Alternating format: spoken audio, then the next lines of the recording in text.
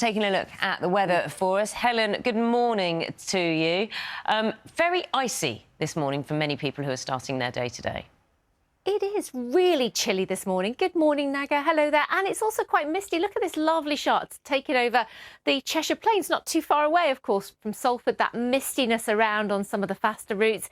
And as Naga's mentioned already, it is chilly out there. We've got quite a widespread ground frost, so that's frost on the grass and on the cars as well. But we have seen some places in rural areas getting below freezing in the last hour or two.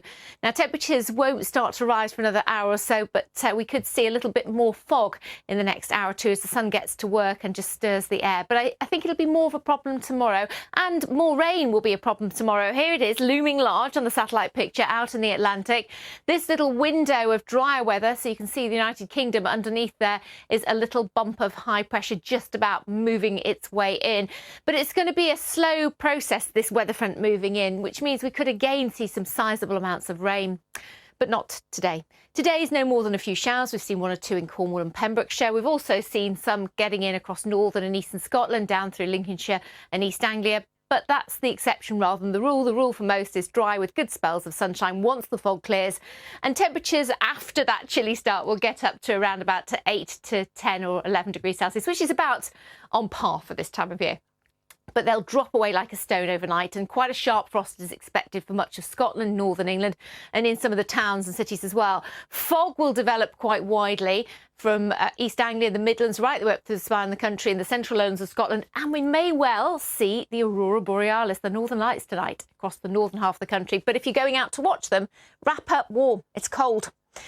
Now, further south and west, we've got that rain coming in as well. So we've got a tale of two halves, really, tomorrow. The fog, I think, will be problematical, particularly, of course, because it's Remembrance Sunday and there will be lots out on the roads. It could be through the Central Belt, down through the Vale of York, for example.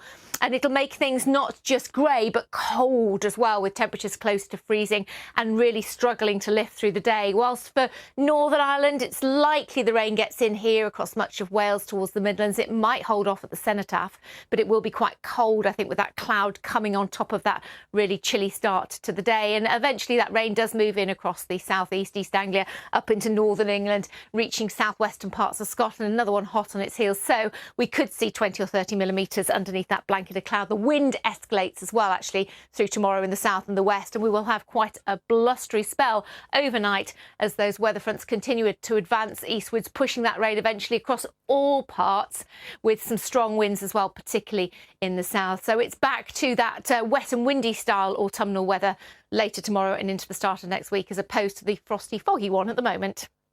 Helen, thanks so much for that. See you later.